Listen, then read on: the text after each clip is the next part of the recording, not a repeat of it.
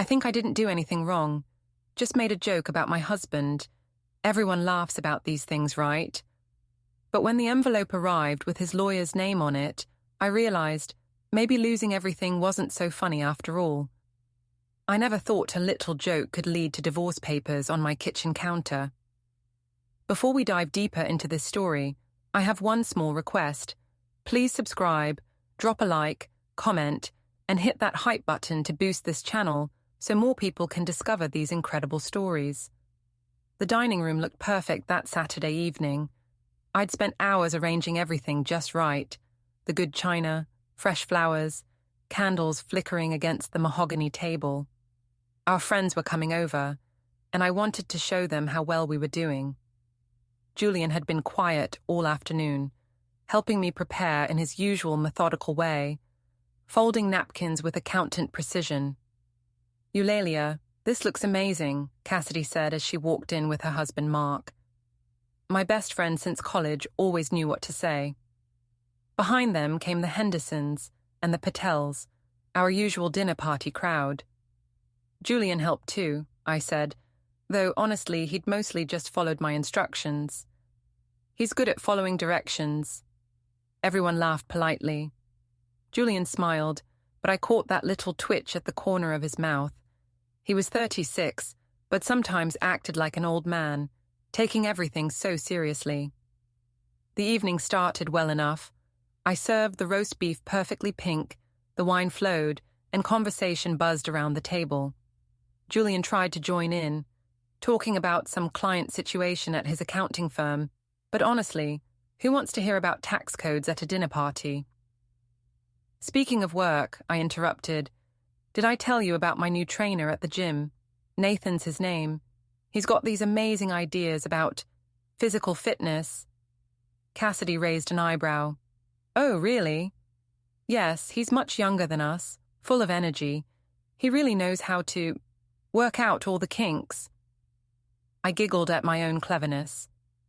Unlike some people who can barely handle their own equipment. Julian's fork clinked against his plate. The table went quiet for a moment.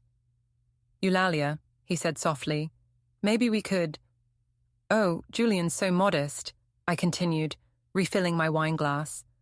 "But honestly, ladies, sometimes you need someone who actually knows how to use their tools properly. Someone with stamina, you know?" Helen, Julian's mother, who'd joined us for dinner, set down her water glass hard enough to make it ring. "Eulalia." "What? I'm just being honest. Marriage is about honesty, right, honey?" I reached over and patted Julian's hand. He pulled it away. Mark cleared his throat. "So, how about those Lakers?" But I was on a roll now. The wine had loosened my tongue, and I felt witty, sophisticated. I mean, when the equipment doesn't work properly, a girl has to consider her options, right? Maybe find someone who can actually get the job done. The silence stretched uncomfortably.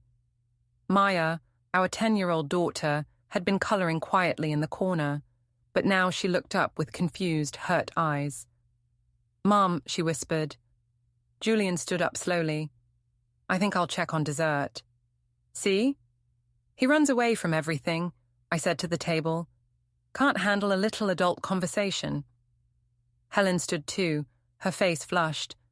"I think I should go." "Oh, come on, Helen.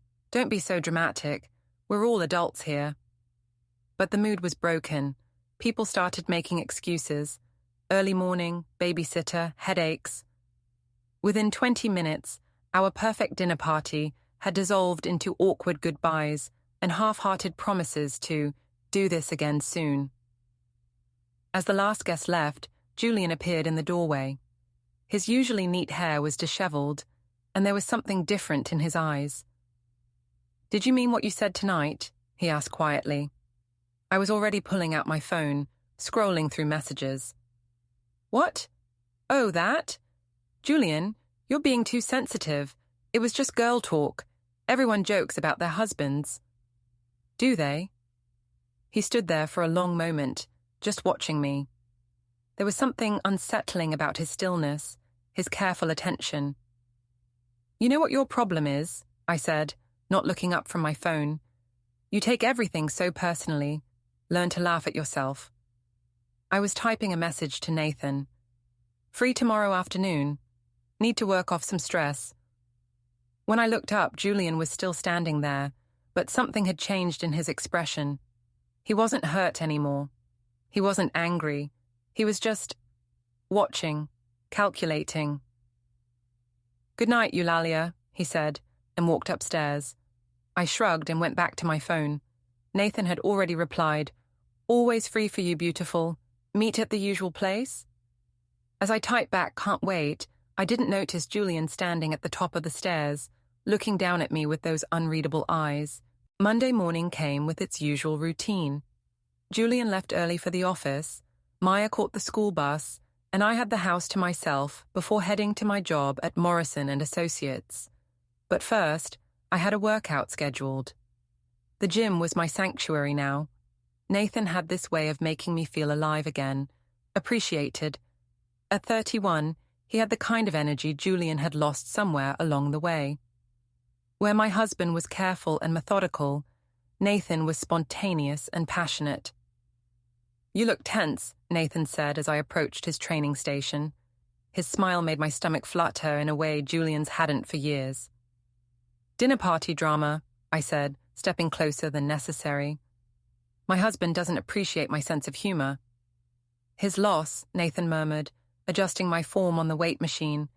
His hands lingered on my shoulders. Some men don't know how to handle a woman with personality. That's what I loved about Nathan. He got it. He understood that I deserved more than Julian's quiet, boring stability.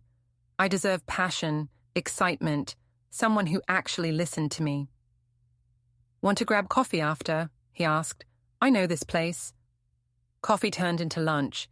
Lunch turned into long conversations about dreams and desires. Nathan listened to everything. How Julian never surprised me anymore. How he'd rather read financial journals than plan romantic getaways. How he made me feel invisible in my own marriage. You deserve better, Nathan said, his hand covering mine across the table. You deserve someone who sees how amazing you are. By Wednesday, we were meeting every day. I told Julian I'd joined a book club, started going to yoga classes, had picked up extra responsibilities at work. He barely seemed to notice, just nodded and went back to his spreadsheets. I forgot about Maya's recital, I confessed to Nathan, as we lay in his apartment that Thursday afternoon. Julian had to go alone. Kids are resilient, Nathan said, tracing patterns on my arm. Besides, you need time for yourself. You can't pour from an empty cup. That made sense. I was filling my cup, taking care of my needs. If Julian was too dense to appreciate what he had, that wasn't my fault. But things started getting complicated. Helen began dropping by more often, always with some excuse, bringing Maya cookies, checking if we needed anything, staying for dinner. Her sharp eyes followed me around the house, noting my new clothes, my improved mood, my frequent absences. You seem different lately, she said one evening, as I rushed to leave for another book club meeting. Different how? I asked, checking my reflection in the hallway mirror. Distracted, Maya mentioned you've been out a lot. I'm allowed to have a social life, Helen. Some of us don't want to sit home every night watching the news. Julian looked up from his laptop. Maya asked where you were during her recital. I had a commitment. These things happen. I grabbed my purse, irritated by the interrogation. I'll make it up to her. When? Julian's voice was quiet, but there was an edge to it. Soon. God, you two act like I've committed a crime. I'm going out with friends. Normal people do this. As I headed for the door, my purse caught on the hall table, spilling contents across the floor. Julian bent to help gather everything, and I saw him pause, holding something small and plastic. What's this? He asked, examining a gym membership card. My heart skipped. Nathan's name was printed clearly as my personal trainer referral. Oh, that's... The gym gave everyone referral cards. For friends. I snatched it back quickly. Marketing thing. Julian's eyes met mine, and for a moment I saw something flicker there. Suspicion? Knowledge. but then he just nodded and went back to his laptop. That night, I lay awake wondering if I'd been too careless. But Nathan's words echoed in my mind. You deserve someone who sees how amazing you are. Julian clearly didn't. If he did, he'd fight for me, wouldn't he? He'd notice what he was losing. Instead, he just sat there with his numbers and his quiet acceptance, letting me slip away without even trying to hold on. Maybe that was all the proof I needed that this marriage was already over. Saturday night at Romano's was supposed to be fun. Our whole group was there. Cassidy and Mark, the Hendersons, the Patels, even Helen had joined us. I'd been looking forward to it all week, a chance to feel normal again, to be social and witty. But Julian was being his usual quiet self, barely contributing to the conversation. It was embarrassing, really. Here I was, trying to keep everyone entertained, and my own husband sat there like a statue. So, Julian, Dave Henderson was saying, how's the accounting business? Tax season must be crazy. It keeps me busy, Julian replied simply. That's it? I laughed. Come on, honey. Tell them about your exciting spreadsheet adventures. A few people chuckled uncomfortably. Julian's jaw tightened almost imperceptibly. Actually, I continued, warming to the topic, Julian's been so busy with work lately, I barely see him. Good thing I've been keeping myself occupied. Cassidy shot me a warning look, but I was feeling bold. The wine was flowing, I looked great in my new dress, and I felt witty and sophisticated. I've been working out a lot, I said, making eye contact around the table. My trainer Nathan has been teaching me all sorts of new techniques. He's much younger than us, full of energy, really knows how to work up a sweat. Helen set down her fork with a sharp clink. That's nice, dear, Mrs. Patel said politely, but I could see the confusion in her eyes. Oh, it's very nice, I agreed. Sometimes a woman needs someone who can actually keep up with her, you know? Someone who doesn't get tired after 5 minutes. The table went quiet. Julian was staring at his plate, his knuckles white where he gripped his knife and fork. Eulalia, Cassidy said softly, maybe we should... What? I'm just being honest about my fitness journey. I took another sip of wine. I mean, when your current equipment isn't meeting your needs, sometimes you have to explore other options. Find someone who can actually deliver what they promise. Mark coughed into his napkin. Dave was suddenly very interested in the breadbasket. Helen stood up abruptly. I think I need some air, she said, her voice tight. Oh, Helen, don't be so dramatic, I called after her. But she was already walking away. Maybe we should talk about something else, Cassidy suggested, her cheeks flushed. Why? Because I mentioned working out? God, you people are so uptight. I laughed, but it sounded shrill even to my ears. I'm just saying a girl has needs, and if those needs aren't being met at home, well, there are other options available. Julian finally looked up. His eyes were dark, unreadable. Are there? Of course there are, I said, meeting his gaze boldly. Younger options, more capable options, men who actually know how to use their tools properly. The silence stretched painfully. Maya, who'd been quietly colouring at the end of the table, looked up with tears in her eyes. Can we go home? She whispered. See, I said to Julian. Even Maya's bored. Maybe if you were more interesting, we'd all want to stay. But as I looked around the table, I realised something had shifted. Nobody was laughing anymore. Cassidy was texting someone under the table, probably her husband, asking him to call with a fake emergency. The Hendersons were having a whispered conversation. The Patels looked mortified. Julian stood up slowly. I'll get the check. Finally, I muttered, some decisive action. But as we gathered our things to leave, I noticed how everyone avoided eye contact with me, how they made vague promises about getting together soon that sounded hollow and false. In the car, Maya sat silent in the back seat, while Julian drove with mechanical precision. The silence felt different than usual, not just quiet, but loaded with something I couldn't identify. At home, Julian went straight to the guest room without a word. Maya hugged me goodnight, but briefly, and I could see the confusion in her eyes. I was getting ready for bed when my phone buzzed with a text from Cassidy. Maybe tone it down next time. People were uncomfortable. Tone it down. I was just being honest, authentic. If people couldn't handle a woman speaking her mind, that was their problem. But as I lay in bed alone, I couldn't shake the feeling that something had changed tonight. The way Julian had looked at me across that table. Not hurt, not angry, but calculating. Like he was seeing me clearly for the first time. My phone buzzed again. This time, it was Julian. "We need to talk. Tomorrow." I stared at the message for a long time before turning off the light. Whatever he wanted to discuss, I was ready for it. It was time we addressed the problems in our marriage honestly. Though something told me Julian's idea of honesty might be very different from mine. The kitchen felt different at midnight, shadows longer, silence heavier. I'd been unable to sleep, Julian's text message replaying in my mind. When I came downstairs for water, I found him sitting at the table, still fully dressed, a manila folder in front of him. "You wanted to talk?" I said, trying to sound casual. "It's pretty late." Julian looked up, and I was struck again by how different his eyes seemed lately. Not the soft, accommodating look I was used to, but something sharper, more focused. "Sit down, Eulalia." "I prefer to stand, thanks." I crossed my arms, suddenly feeling defensive. "What's this about?" "It's about Nathan Dobbs."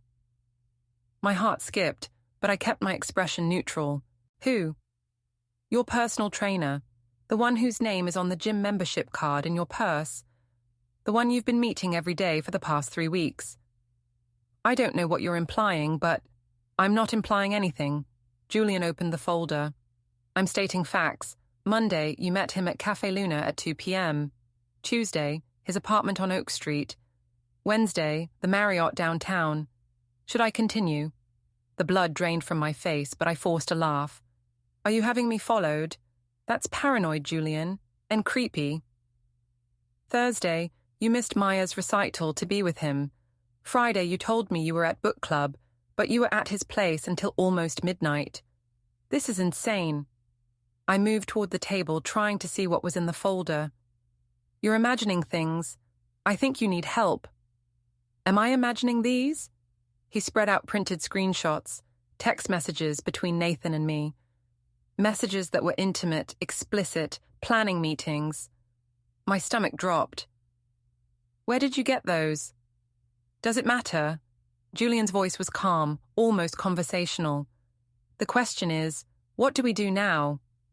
"Look," I said, switching tactics. "Even if I did, even if there was something, it's because you pushed me to it. You're never here, Julian. You don't pay attention to me. You don't make me feel wanted. What did you expect?" I expected my wife to talk to me if she was unhappy, not humiliate me in front of our friends and family. "Humiliate you? I was making conversation. God, you're so sensitive. Everything is about you, isn't it?" Julian gathered the papers calmly. "What about Maya?" "What about her?" "She asked me why Mommy doesn't love Daddy anymore. She's 10 years old, Eulalia. She can see what you're doing." Guilt twisted in my stomach, but I pushed it away. "Don't you dare use our daughter to manipulate me. Maya is fine. Kids are resilient." "Are they?" "Because she's been having nightmares. She asked Helen if Mommy and Daddy are getting divorced. That's not my fault. If you weren't so distant, so boring, maybe..." "Maybe what?" "Maybe you wouldn't need to find someone else." Julian stood up, and for the first time in years, he seemed taller somehow. "Maybe I should have ignored the fact that you've been lying to me for months, spending our money on hotel rooms, missing our daughter's important moments." "I never spent our money. The credit card statements are in here too." I felt trapped, cornered.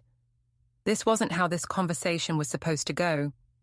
Julian was supposed to be apologetic, willing to work on our problems. not armed with evidence like some kind of prosecutor. Fine, I said, lifting my chin. Yes, I've been seeing Nathan. But it's your fault, Julian. You drove me to this. You're never romantic, never spontaneous. You make me feel like a roommate, not a wife. So you decided to make me look like a fool in public? I was just being honest about our problems. Our problems? Julian's voice rose slightly. You told a table full of our friends that you were looking for someone younger because my equipment doesn't work. You called me inadequate to our neighbors, our daughter's friends' parents. I was just joking. No. His voice cut through my protest like a blade. You were cruel. Deliberately, publicly cruel. And now I know why. Footsteps on the stairs made us both look up. Maya appeared in the doorway, her face streaked with tears. Why are you yelling? She whispered. Julian immediately softened, going to her. We're sorry, sweetheart. We didn't mean to wake you. Are you getting divorced? Maya asked, the words tumbling out. Jessie's parents got divorced and now she only sees her dad on weekends. I felt something crack inside my chest, but I couldn't seem to find words. We're just talking, Julian said gently. Go back to bed. We'll be quieter. After Maya disappeared upstairs, the silence stretched between us. Julian sat back down, suddenly looking older, more tired. I know about all of it, he said quietly. The lies, the affair, the things you've been saying about me. I have proof of everything. Proof? I tried to laugh, but it came out shaky. Julian, you're being dramatic. People have problems in marriages. We can work this out. We can go to counseling. We can... Can we? He looked at me with something that might have been pity. Because from where I'm sitting, it looks like you've already made your choice. I choose our family, I said quickly. I choose us. Nathan doesn't mean anything. It was just a mistake, a phase. Julian closed the folder and stood up. I hope that's true, Eulalia. For Maya's sake.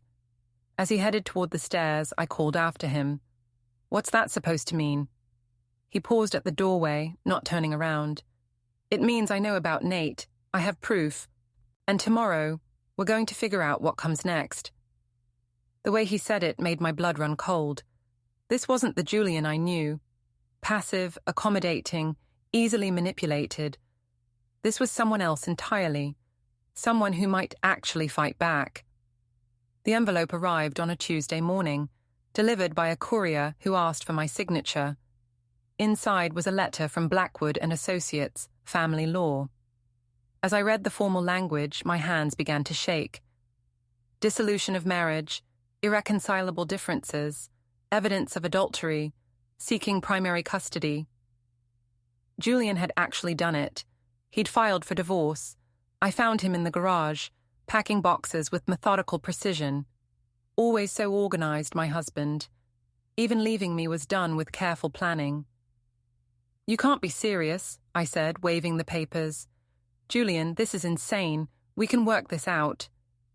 He didn't look up from the box he was taping shut. Can we? Yes. I told you Nathan meant nothing. It was a mistake. I'll end it right now, today. You already did. He straightened up, meeting my eyes. He dumped you yesterday. Said things were getting too complicated. The words hit me like a physical blow. Nathan had been pulling away lately, not returning texts as quickly, cancelling meetings. But I thought he was just busy. How do you... I talked to him. Julian's voice was calm, matter-of-fact. Told him about the divorce proceedings, about how adultery affects asset division in this state. Funny how quickly he lost interest in complicating his life. You had no right. I had every right. He was sleeping with my wife. Julian picked up another box. Using our bed, our home, while our daughter was at school. Shame burned in my throat, but I pushed it down. Fine. He's gone. It's over. Now we can focus on our marriage. What marriage? Julian set the box down and really looked at me. Eulalia, you've been lying to me for months. You've humiliated me in front of everyone we know. You've missed our daughter's important moments to be with another man. What exactly do you think we're saving? We have history together. We have Maya. You can't just throw that away. I'm not throwing anything away. I'm protecting what's left. He pulled out his phone, showing me a recording app, including this conversation. My blood ran cold. You're recording me? My lawyer suggested it. Amazing what people will admit to when they think they're in control of the situation. Julian, please, think about Maya. Think about what divorce will do to her. I am thinking about Maya. That's why I'm filing for primary custody. You can't do that. The panic was real now, clawing at my chest. She needs her mother. Does she? Because according to her teacher, she's been acting out at school. Having trouble concentrating. She told the counselor she's worried about Mommy and Daddy fighting. That's not my fault. Isn't it? Julian pulled out another folder, this one thicker than the last. Phone records showing you've been texting Nathan during Maya's bedtime stories. Credit card statements showing hotel charges on the day of her school play. A recording of you telling him that Maya would understand when she's older why Mommy needed to be happy.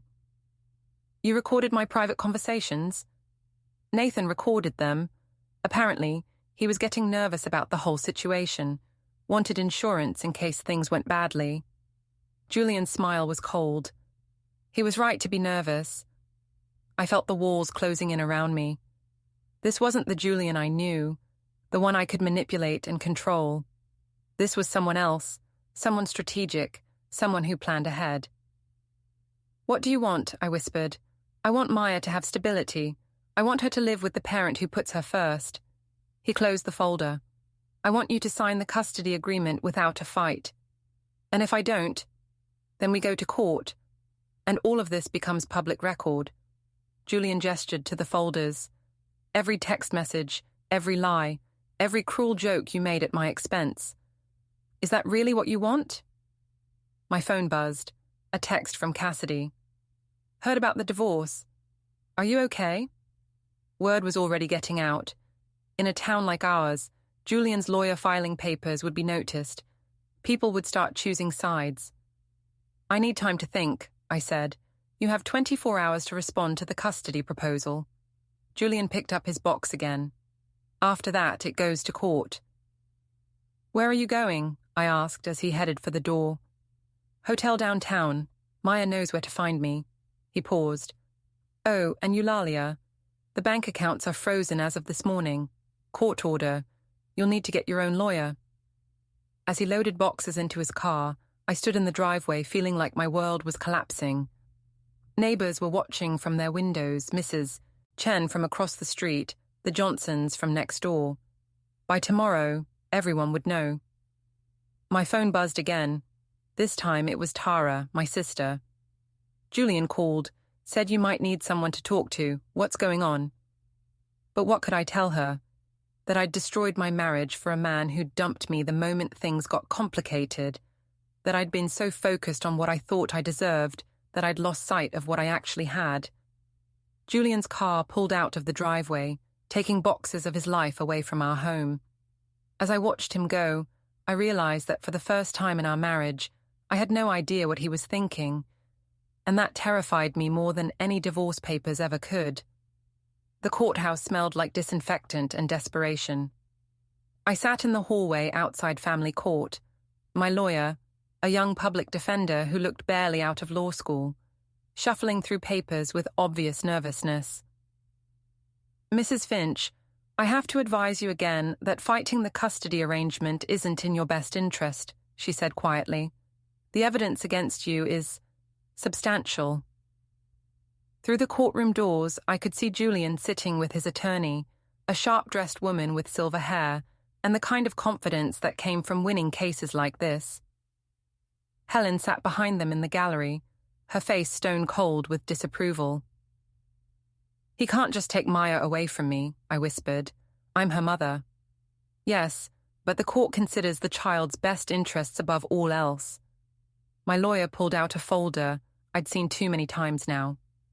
Your husband has documented evidence of adultery, financial irresponsibility, and emotional neglect of the child. The evidence. Always the evidence. Julian had been thorough. Phone records, credit card statements, witness testimonies from our friends who'd watched me humiliate him at dinner parties.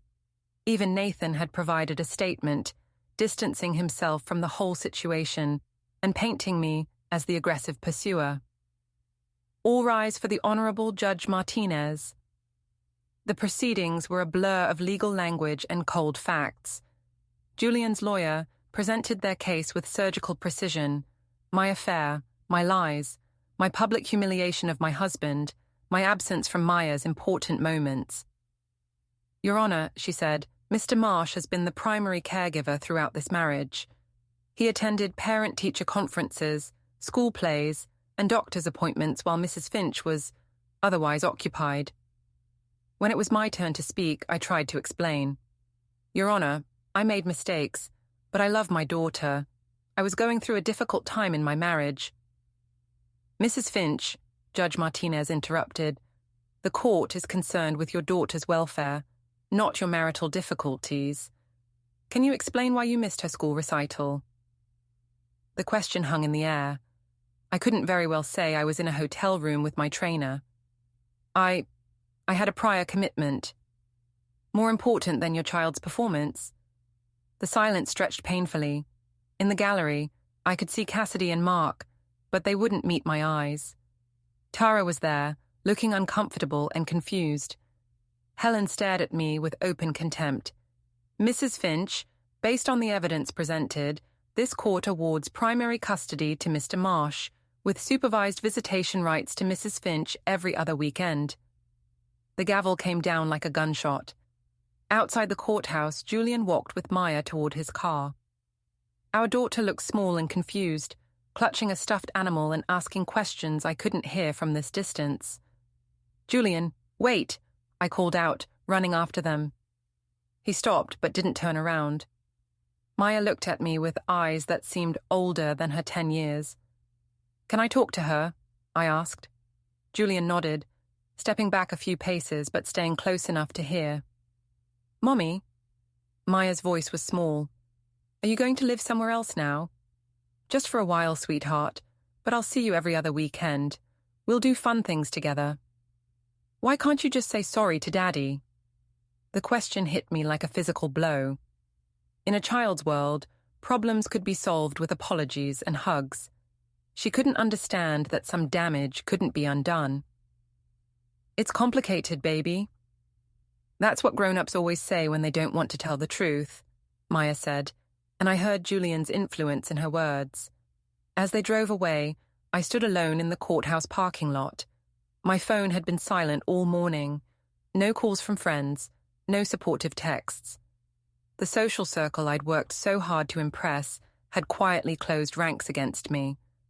The house felt enormous and empty when I got home. Julian had taken more of his things while I was in court. Books, pictures, the coffee maker he'd used every morning for 12 years. What remained felt like the skeleton of a life I'd systematically destroyed. My phone finally buzzed. A text from Tara. "I'm sorry about the custody thing. Maybe it's for the best right now." Even my own sister was taking Julian's side. I sat at the kitchen table, where Julian had confronted me with evidence of my affair, where he'd calmly laid out the consequences of my choices. I'd underestimated him, thought he was weak because he was quiet, passive because he was kind. But Julian hadn't been passive. He'd been strategic. While I was busy justifying my affair and making cruel jokes at his expense, he'd been building a case, documenting everything, planning his exit with the same methodical precision he brought to his accounting work. The final papers arrived by courier that evening: divorce decree, custody arrangement, asset division. Julian got the house. He'd been making the mortgage payments anyway. I got my car, half the savings account, and supervised visits with my daughter every other weekend. At the bottom of the stack was a handwritten note. "I hope you find whatever it was you were looking for. Julian." As I sat alone in the house that would soon belong to my ex-husband, surrounded by the wreckage of the life I'd thrown away, I realized I'd been looking for something that had been right in front of me all along. But it was too late now. Julian had moved on, taking Maya and his quiet strength with him. My friends had chosen sides. Even Nathan, who'd promised me passion and excitement, had disappeared the moment things got complicated. I'd wanted someone who would fight for me, who would see how amazing I was, but I'd had that all along in Julian. I just hadn't recognized it until he was fighting against me instead of for me. The house was silent except for the tick of the grandfather clock Julian had left behind. Tomorrow, I'd have to figure out how to rebuild a life from the pieces I'd scattered with my own hands. But tonight, I sat alone with the consequences of mistaking cruelty for wit, selfishness for self-care, and a good man's patience for weakness. I'd joked that I could find someone younger, someone better. Instead, I'd lost everything that actually mattered.